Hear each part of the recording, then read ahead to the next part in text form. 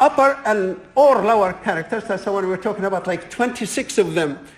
In order for it to be anything safe, it has to be 12 to 13 characters, where it will take computer 12 years to generate all the different possibilities of 12 characters. And if we add then the mix-up between upper and lower, it gets a little bit safer. If we also include characters and numbers, it will even be safer. And if we also include the special characters, like the question mark, the hash sign, the exclamation mark, all these signs, they make it even much more difficult to break. But still, it'll be nice to go above 10. As you can see here with 10, we're safe. The computer can generate it in 920 years. Generate all possible combinations of 10 characters if we're using all numbers, characters, capital and small, and also include the special characters. So that becomes secure or safe. So also try to use in your password a capital and small characters, and also the numbers, and also include special characters. So, and there's an example. There were many researches done with huge data, so a collection of 10 million passwords. They looked at what are the most common passwords that people use. Now, looking at 10 million and of passwords that were either made available or released or failed.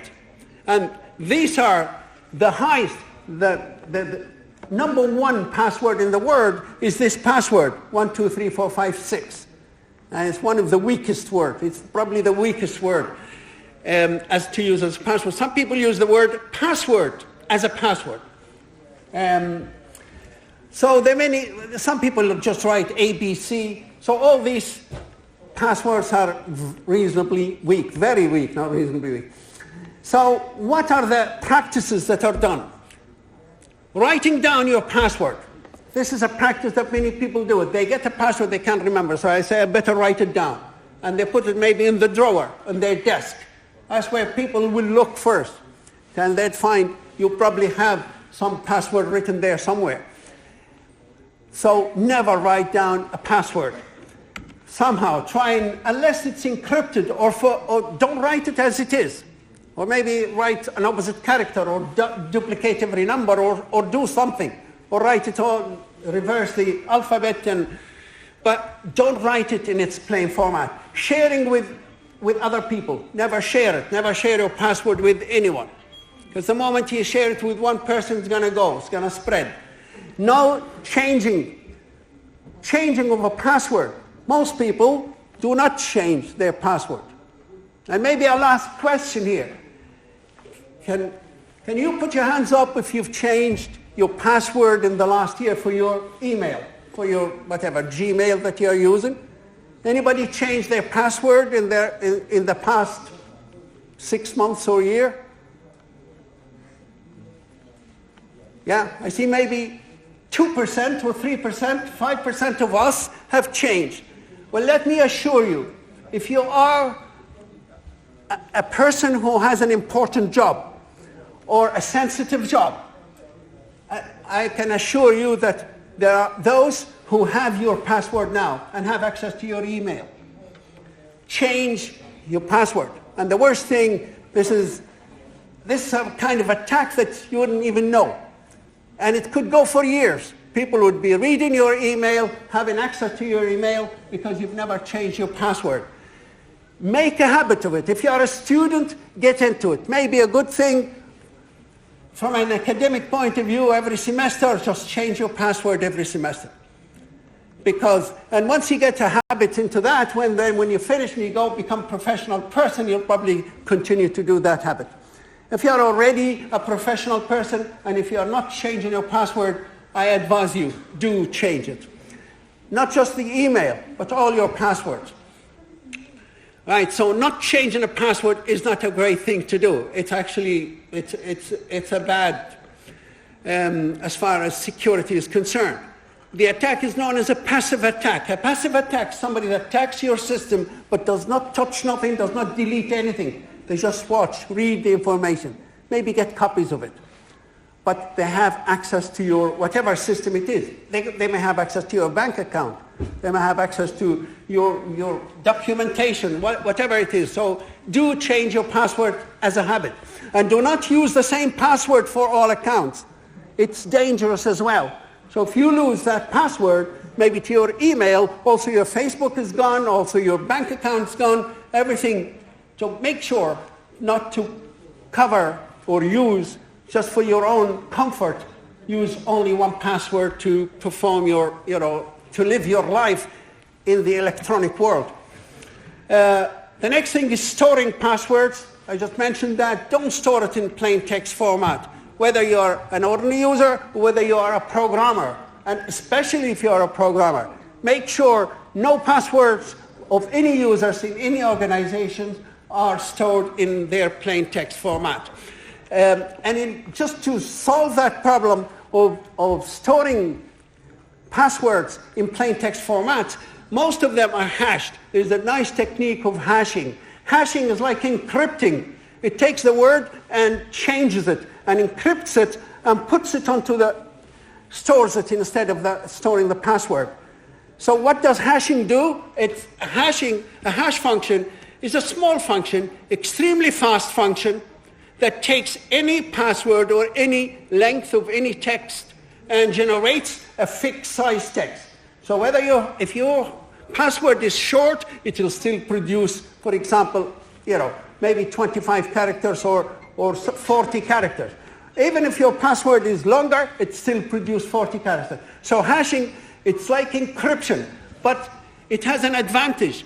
If we encrypt this and from the input here, and goes through the hash, it generates an output, there is no way of bringing it back.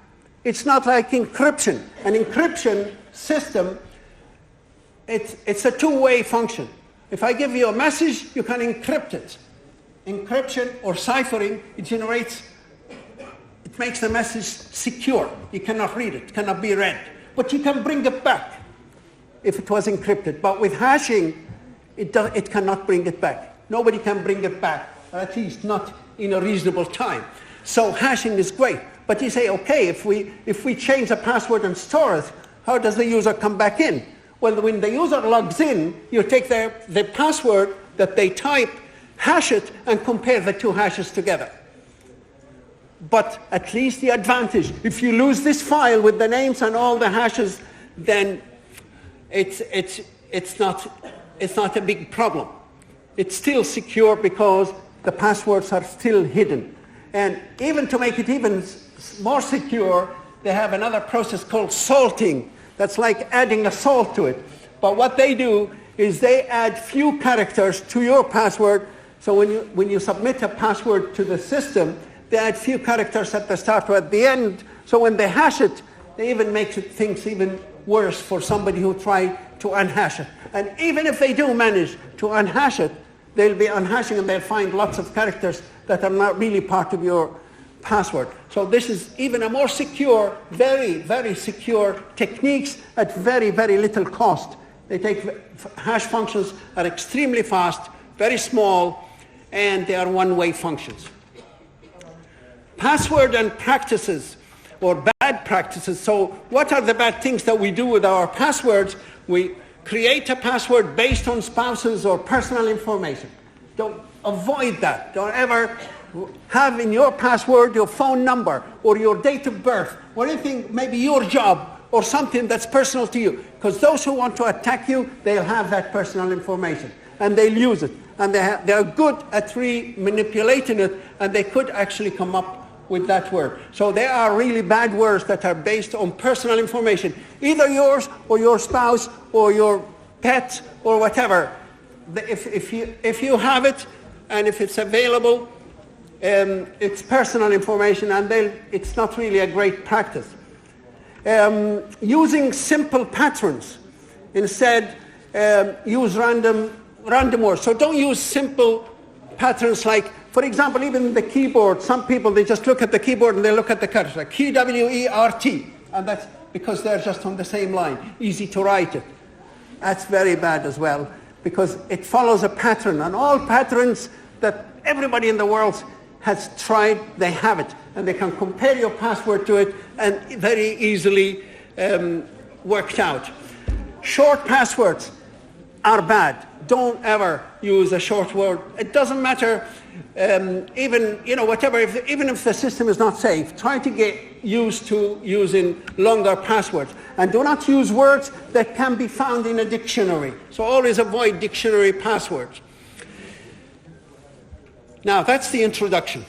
So now, there's a fatigue. There's something called password fatigue. And it's causing headache to millions and billions of people. Having to have more than 10 passwords, having to remember them is stressful. But one way to do it, well, what's the solution? Some say, let's get rid of passwords. Can we work without them? Maybe we can. They say we can do biometrics, authentication. Like, why not use the fingerprint instead of a password that cannot be maybe duplicated, or the color of the eye, or whatever. But it's not always possible. And making a password, the other technique is, the opposite is to actually, continue using it, but make it easy, make it practical. Having 10 or 20 passwords to remember is not an easy task for anybody. Doesn't matter how brainy you are, how much memory you can have. It's difficult to remember. So right now we have two opposite sides. We have the IT administrators in any organization. They are the people that try to keep that organization safe. And how do they do it? The problem is, in any system, the weakest problem, it makes or maybe the strongest, or how strong a system is, depends on the weakest link. If you have a chain with one weak link, that chain is going to break. And the same with security system. You have 10,000 people working in an organization. One of them is not great. They're going to be losing, they're going to be giving out passwords, or being a victim to some attack. So those system administrators, normally in most organizations, they advise, they teach, they maybe educate the staff members that are there. But education alone sometimes does not work, because you cannot educate people and be certain that they'll do the work. If you say, you must use 10 characters password, there are those who will not do it. Or use numbers and characters and combination of those. So in most organizations, the IT department actually enforces this. They say, okay, you need to have a password, but if you give a password, they say, sorry, it has to be more than 10 characters. And if you give it without numbers, say it has to contain numbers and characters. So introduce this, if you are a programmer, into bigger organizations, that okay, education is good to educate the staff, but also use the rules, that use the power of the computer to force them to use safe passwords. That's one end. The other one is the sophistication of the password cracking methods. So on the other extreme, there are those who want to attack a company information or access emails or whatever, and they are becoming so sophisticated, so good at actually predicting the passwords and cracking the passwords. So this research started looking at the process, the stage of actually when you make your own password. That's the moment when making the password. How do people make password? Is there a style? So a password itself they found that it's an extension of the person.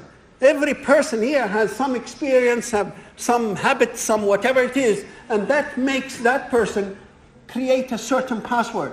Well, someone else, maybe somebody into sports, for example, into football, he might be going for Maradona, maybe, for example, because he knows all the players. Someone else probably never knows who Maradona is, but if you're into something else, then you might go for different type. So yes, the individual himself or herself will have an influence on the creation of that password. The connection between the password and the creator can be a new technique into looking at users' habits for password checking.